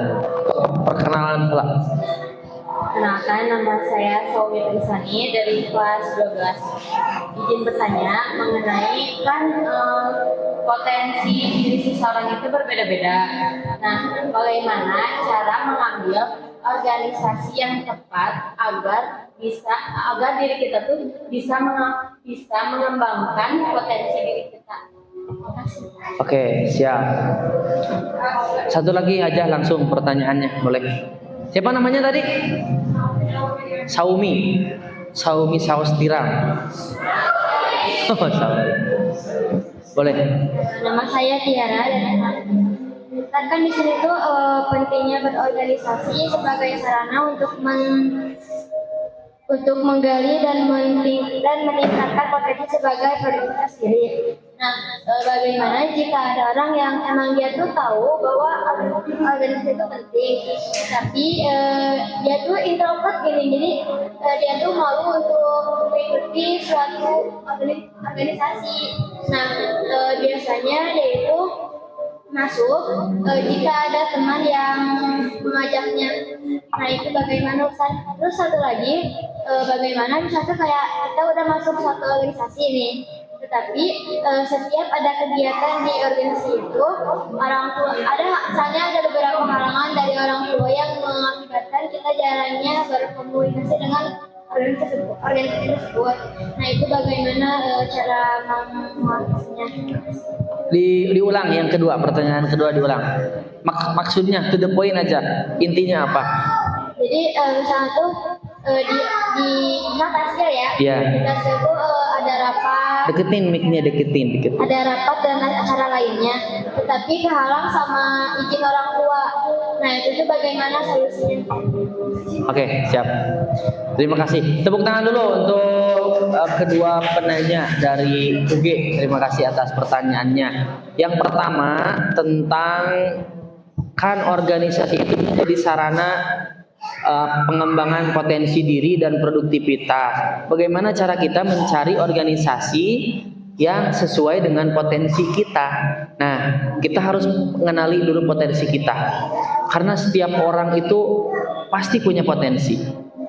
Tidak ada orang yang lahir borojol itu sudah jago ngomong. Ada nggak yang lahir dari kandungan ibunya, dari rahim ibunya, pas lahir langsung Assalamualaikum warahmatullahi wabarakatuh, ayat itu gitu.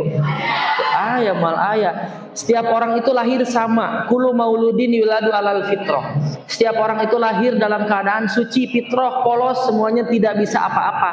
Terus gimana? Potensi itu Allah memberikan kepada kita anugerah berupa potensi kemampuan, tapi kita yang harus menggali, memunculkan potensi tersebut. Tidak ada orang yang oleh Allah tidak diberikan kemampuan sedikit pun, tidak ada. Semuanya ada. Cuman perbedaannya ada orang yang berani untuk lebih akselerasi, lebih muncul menggali potensinya. Ada yang pelan-pelan, ada yang malu-malu. Bedanya seperti itu. Terus gimana cara kita mengenali potensi diri kita? Sejauh ini passion kita lebih di mana? Kita lebih senang dalam hal apa? Itu harus kita kenali. Misalnya aku mah lebih senang ke nulis. Nah, kan ada orang yang passionnya itu di nulis. Aku mah lebih hobi ke kaitannya dengan kepenulisan. Ada orang yang lebih passionnya ke puisi, ke membaca. Ada orang yang passionnya itu lebih ke ngomong, lebih ke berbicara, seperti saya dulu seperti itu. Ingin menjadi seorang yang bisa ngobrol lancar. Alhamdulillah sekarang bisa. Orang-orang itu pasti punya potensi yang berbeda-beda. Setelah kita berhasil untuk mengenali potensi kita research kira-kira organisasi ini bergeraknya dalam hal apa. Nah, untuk kalian saya sarankan untuk UG ini kalau bisa semuanya setelah lulus dari mualimin atau dari mualimin juga sudah bisa, kalau sudah cukup umur dan persyaratannya, langsung masuk kepada pemudi. Langsung ikut ma'ruf pemudi. Kenapa? Karena organisasi pemudi itu salah satu organisasi yang memfasilitasi semua potensi. baik yang potensinya di dalam kepenulisan, di dalam komunikasi, dalam keputrian dan lain sebagainya. Itu udah cocok. Terus gimana kalau kalian mau lebih eksplor lagi ke organisasi di luar, kenali dulu organisasinya. Sekarang kan banyak organisasi-organisasi yang bergerak di bidang kemanusiaan. Nah, kalian apakah udah berkenan belum kaitan dengan jiwa sosial kalian kalau mau masuk di organisasi sosial tersebut? Atau ada organisasi yang sifatnya itu lebih kepada gerakan-gerakan. Nah, seperti nanti kalian udah lulus mu'alimin, ada yang melanjutkan kuliah, itu pasti dihadapkan dengan organisasi gerakan kemasyarakatan. Pasti ada seperti itu. Setelah kalian mengenali potensi diri, kalian research dulu organisasi tersebut bergeraknya di bidang apa. Pemudi kan bergeraknya di bidang semua hal, pendidikan apalagi, dakwah apalagi, jangan ditanya, sosial juga ada, kemasyarakatannya juga ada, hampir semua. Makanya pemudi ini menjadi organisasi yang relate untuk kalian teruskan setelah lulus dari mu'alimin. Kalaupun dari luar, kalian harus tahu dulu organisasinya seperti apa. Kenapa? Agar kalian tidak menyesal dan sehingga nanti tidak menjadi toxic relationship antara hubungan kalian dengan organisasi kalian. Ya, jadi itu dulu. Potensi kalian kenali dulu. Jangan pernah merasa kalian tidak bisa apa-apa.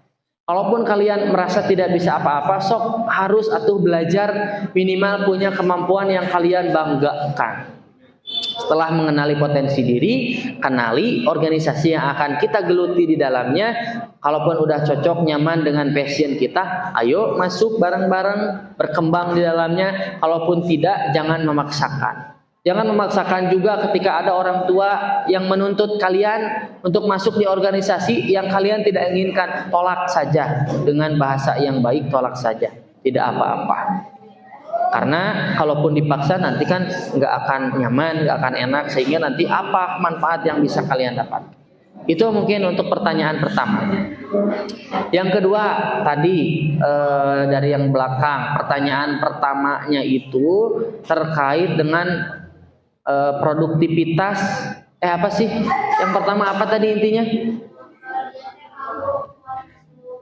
Ya, orang introvert malu tapi bisa mau karena ajak-ajakan dari teman, ikut-ikutan. Nah, sebetulnya mubazir, orang introvert itu mubazir karena langkahnya itu pasti lebih sedikit daripada yang lain. Sebetulnya introvert itu bisa dirubah oleh diri kita sendiri dengan apa? Berarti kita menganggap diri kita sudah bisa apapun, sudah bisa segalanya sehingga tidak membutuhkan hal-hal lain. Padahal berorganisasi itu adalah hal yang sangat penting yang harus dibutuhkan oleh semua orang, baik itu yang introvert, apalagi yang ekstrovert.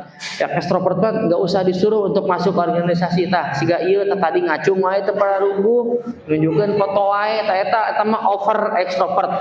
Berlebihan sama kudu diruqyah nu kieu mah. Ya. Jadi bisa sebetulnya untuk orang yang introvert dengan apa? Self reward dulu. Kita pahami diri dulu, apresiasi diri, dan harus menyadari bahwa diri kita butuh yang namanya jiwa sosial. Tebar introvert mah. Dia mau itu karena ada ajakan-ajakan dari temannya. Kalau ada aja temannya yang ikut baru mau. Nah, lebar seperti itu. Terus gimana tuh caranya biar orang yang introvert itu bisa lebih aktif lagi? Nah, kalian harus diawali dari diri sendiri bahwa kemudian hari kalian akan bergelut dengan persoalan-persoalan hidup, permasalahan-permasalahan hidup yang beraneka ragam. Dan untuk menyelesaikan tersebut perlu kemampuan-kemampuan, dan kemampuan-kemampuan tersebut akan didapatkan ketika kalian ada di organisasi. Jadi intinya adalah mindset, pola pikir. Nah, pola pikirnya harus dirubah terlebih dahulu. Rubah pola pikirnya sehingga orang yang introvert tersebut akan menyadari bahwa introvertnya itu adalah mubazir, lebar, anu tadina cicing wae, sok rubah anu tadina cicing wae jadi aktif. Tentunya aktifnya dibatasi untuk aktif-aktif yang sifatnya membangun potensi diri dan menjadikan hal-hal yang dia laksanakan adalah menjadi manfaat. Itu yang pertama, tadi pertanyaan pertama. Pertanyaan kedua tentang kalau misal pun ada taskil yang susah untuk diajak rapat, untuk diajak kerjasama karena dibentrokan dengan urusan keluarga atau izin orang tua. Gimana caranya? Nah, bisa dibagi-bagi waktu. Rapat itu sebetulnya tidak wajib. Yang wajib itu adalah memahami isi rapat. Kan rapat itu kita laksanakan untuk membicarakan sesuatu, menyelesaikan sesuatu dengan bersama agar tujuan yang kita ingin laksanakan itu bisa tercapai dengan baik. Nah, bisa orang yang terhalang dengan izin orang tua itu kalaupun benar-benar tidak bisa hadir rapat, nah ketua harus bijak untuk berkomunikasi dengan baik. Bisa misal sebelum rapat, sok kira-kira ada ide, ada gagasan enggak yang ingin kamu utarakan untuk organisasi kita ini, boleh ditampung dulu, nanti ketua sampaikan ketika rapat. Pasca rapatnya, setelah rapatnya sampaikan kembali hasil rapat, sehingga orang yang terhalang izin orang tua atau permasalahan keluarga tersebut bisa enak, bisa merasa nyaman. Oh nya enakeun, abi mah difasilitasi, abi gaduh ide, abi gaduh gagasan, difasilitasi, diwadahi oleh organisasi melalui perantara ketua, terus nyaman karena beres rapat pun diberitahu hasilnya, jadi pasti lebih mendukung satu sama lain. Nah, tips lain mungkin bisa lebih berkomunikasi. Tadi prinsipnya harus punya komunikasi yang baik. Coba kenapa sih orang tuanya bisa tidak memberi izin seperti itu? Pasti ada hal lain. Coba kita ngobrol baik-baik sehingga mudah-mudahan dengan komunikasi yang baik itu bisa melahirkan izin yang tadinya tidak diberi izin anaknya untuk ikut rapat sekarang bisa diberi izin karena ada temannya yang udah berani untuk ngobrol dan mengajak anaknya bisa ikut lebih aktif dalam organisasi. Itu intinya adalah komunikasi dengan baik. Itu mungkin yang bisa dijawab dari pertanyaan tadi, mudah-mudahan ada guna dan manfaatnya. Saya terbuka kalaupun ada kalian yang ingin bertanya di luar melalui WA, melalui Instagram, boleh bebas, silakan saja, akan dijawab dengan senang hati, tapi paling slow respon. Ngechat na iraha dibalas na iraha. Nah, itu paling seperti itu, tapi akan selalu diusahakan. Karena sampai saat ini alhamdulillah senang sekali kalau ada orang yang mau diajak sharing, mau bertukar cerita, senang sekali. Ya, jadi silakan, jangan merasa dibatasi karena saya juga masih muda, sekarang baru 17 tahun. 17 tahun di dia. 17 tahun, 8 tahun kemarin, 8 tahun ke belakang. Belum terlalu tua, masih bujang, masih ringan langkah untuk terus melaksanakan hal-hal baru. Kalaupun nanti kalian membutuhkan acara-acara yang bisa mengundang saya kembali, dengan senang hati, karena MC juga sering sampai sekarang, alhamdulillah. Itu mungkin, terima kasih atas segala perhatiannya. Saya kembalikan ke moderator.